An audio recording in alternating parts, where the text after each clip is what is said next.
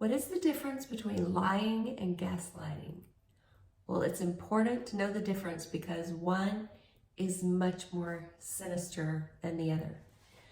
Gaslighting is a term that is used to describe when a partner is, or anybody really, is trying to manipulate and control the thoughts of someone else, their target. And it's a term that was coined from the movie in 1944 where it was called Gaslight, and the husband fooled his wife by dimming the gas lights slightly every day, and she kept mentioning that she noticed that gas lights were getting dimmer, but he told her he wasn't noticing that, and eventually she thought she was going crazy and she ended up in a mental facility, I believe. But gaslighting is when the perpetrator makes the target question their own feelings and reality, and it can make them have long-term effects on their mental health and well-being. So lying is slightly different because lying has a purpose of getting the person off the hook or keeping themselves in the favor of someone else. A lot of times when somebody's confronted with proof that they are lying, they will fess up and they will admit that they were lying. But when somebody's gaslighting, you can show them proof and they will stick to their story. They will deny it. They will tell you you're crazy. They will tell you you've lost your mind. You don't know what you're talking about. That's not me in the photo. It must be someone that looks like me. They will dig in deep and stick to it. So my name's Lori. I am a transformational coach. I'm a former teacher. I taught for over 20 years and I have a master's in school counseling. I am not a certified counselor, but I studied all these things in school. I studied the whole DSM-5 and we had courses on it. I didn't really take it all to heart until I started noticing that some relationships in my life had narcissistic qualities. And I was stuck in a really toxic relationship. I've had several. I was able to get myself free from it, and I vowed to help other women get unstuck from toxic relationships. So if that sounds like something you're interested in knowing more about, this is the channel for you. Share with anybody else that might need my help also. We want as many people to get unstuck from toxic relationships as possible. So let's go on and talk about the main difference between lying and cognitive dissonance, and that is the intent. What is the intent of the person that is doing the lying? Because let's face it, both of them are a type of deception. Gaslighting is lying, but it's slightly different because of the intent. So like I said before, lying is where the person is trying to avoid taking responsibility, or they're trying to stay in favor of the person that they're lying to. But gaslighting is an attempt to manipulate the person that they're lying to. So it's much more sinister. I hear my teenage daughter joking around with her friends and she'll say, "Stop gaslighting me," when one of them, says something that she doesn't like or whatever, and they're just joking around. But true gaslighting is really kind of scary because it affects your emotional and mental well-being. So here are a few examples of gaslighting, just so you'll know the difference between lying. So let's say lying is when I'm sorry, my dog is moving around on her bed and it's making noise. But lying is, let's say you catch your partner, he told you that he went to dinner with a friend when you see the receipt and really you you figure out that he was at dinner with a female colleague and he didn't want you to know about it. And then he fesses up. But gaslighting might be something like, it concerns me that you think I spent that money on our credit card when you were the only one that had the credit card. So maybe I should take over the finances for now. So they have lied about spending, they have put the blame back on you, and they've made you believe that you have a problem with finances. Maybe they didn't make you believe it so much, but they're trying to make you believe it. Here's another example. I saw this on a show the other day. It says, "Are you bipolar? You keep telling me you love me and then accusing me of doing awful things."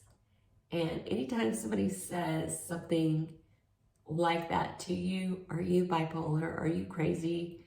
I'm worried about your memory. I'm worried about your acting crazy." Anytime somebody says something like that to you, chances are they could be gaslighting you. Here's another one. "That wasn't me in the grocery store. I don't care if you have a picture. It must be someone that looks like me. I wasn't texting any women. Why are you snooping in my phone? Now I can't even feel safe leaving my phone around you.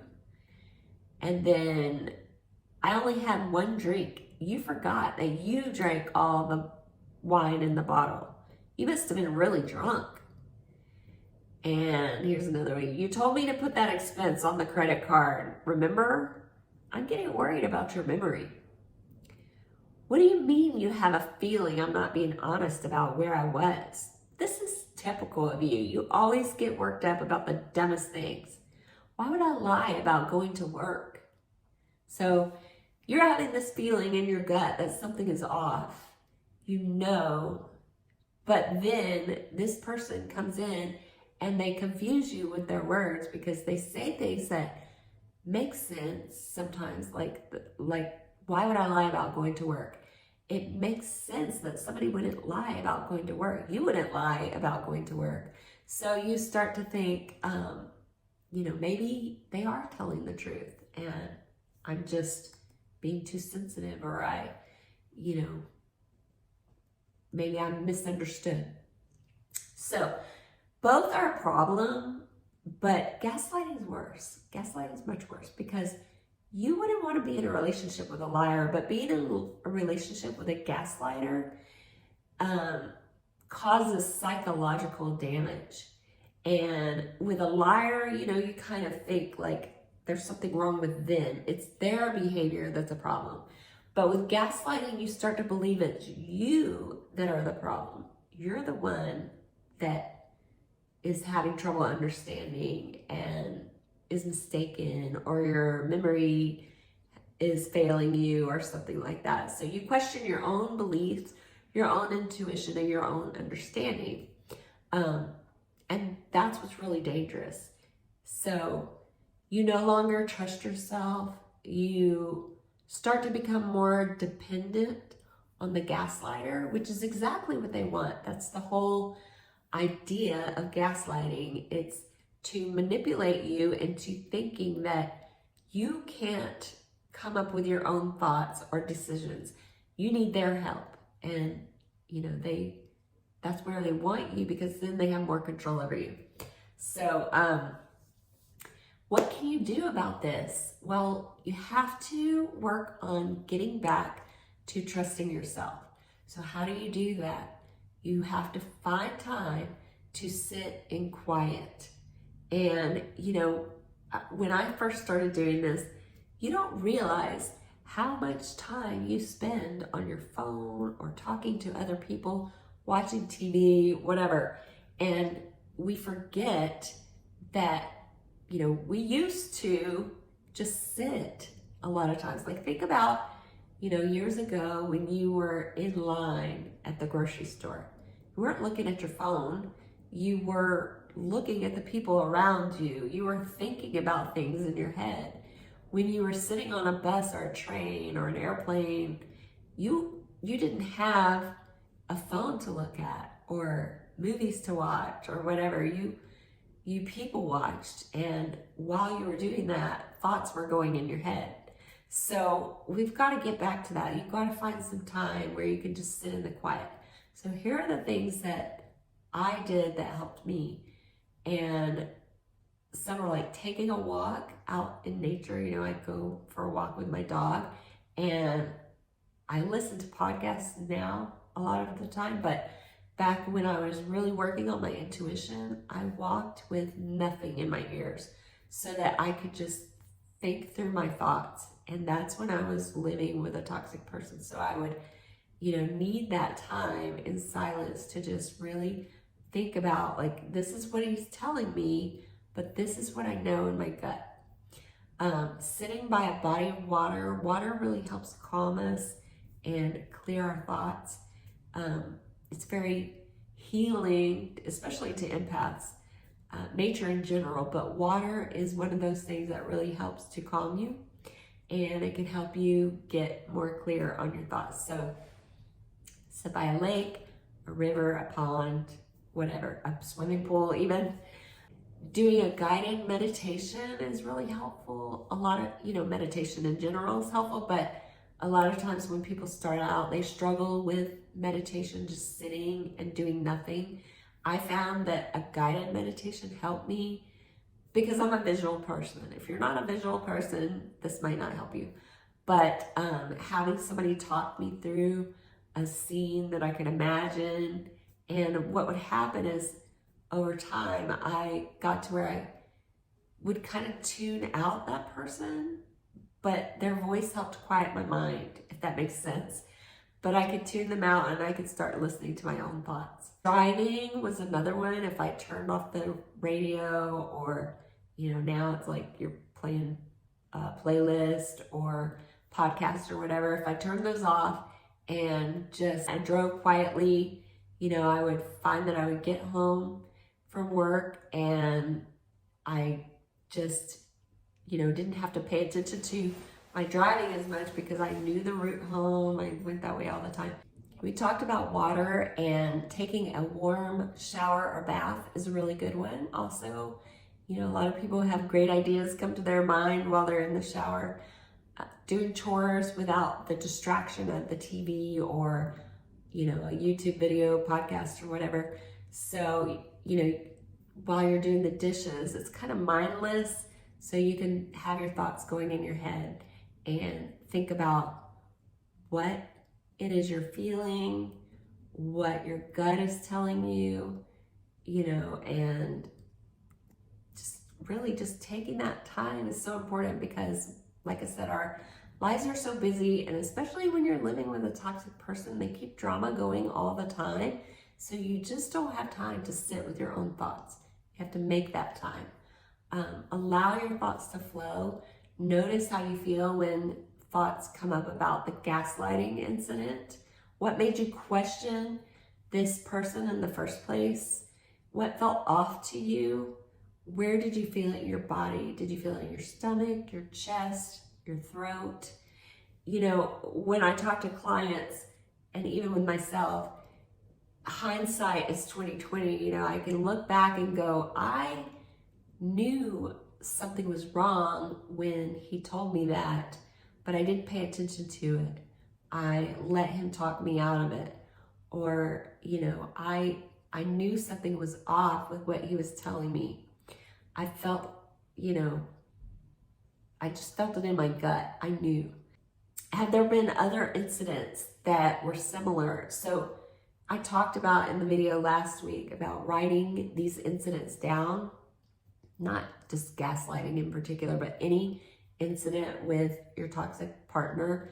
But you can do gaslighting too, write the incidents down, because a lot of times, let's say they get a unusual text, or they leave at a strange time and something's not quite right, but you're not sure. If you write it down, you can go back and look at those again, because what happens is we tend to remember the good memories and we block out those more painful memories. And what I found when I went back and read the incidents that I had written down, I was amazed at how much time had gone by, one, and I was amazed that I kept putting up with this kind of behavior. So, like really writing those down helps, because you might look back and go, oh yeah, he said the same thing about when he lost his wallet 6 months ago. And don't just practice using your intuition around the toxic person. Practice using your intuition in every situation. So like when you're walking outside and you notice there's clouds in the sky and you think to yourself, it looks like a thunderstorm could be coming. Well, were you right? Did that happen? Was your intuition correct? Think about, when somebody gives you a present, imagine what it could be. Maybe your mother was talking about a sweater that she saw online and she was asking you if you like that sweater. Well, your intuition might be telling you, oh, I bet she got me that sweater. Think about those things. Were you right? Congratulate yourself. Give recognition for the times that you were right. Like when you walked in your office and everybody seemed really relaxed and you thought to yourself, well, our boss must not be here today because I can tell by everybody's energy. Once you see how many times you are right, that's proof that you do have good sense about things, that you do have good intuition. There's nothing wrong with your thought processes. So it could just be, confirmation about that. Gaslighting is worse than lying because it has long-term effects on your mental and emotional well-being, and it makes you start to believe that you deserve being treated negatively. That's why education on this term is so important. It's an abusive tactic and we got to get it out of your life. So seeking support from a coach, a therapist, a support group is going to be your best bet, going to help you heal. Have you experienced gaslighting? Let us know in the comments because it helps when we all share with each other. I have one-on-one coaching slots available. I also have a group program called Becoming Conscious. And in that program, I help you learn about toxic traits, build better boundaries, and build up your confidence so that you can get back to your authentic self and have a life of peace and joy. Because after being in a roller coaster relationship with a toxic person, we are looking for a peaceful life. So I will leave those links below. Check those out and share with somebody that might need this help too. Thanks. See you in the next video. Bye.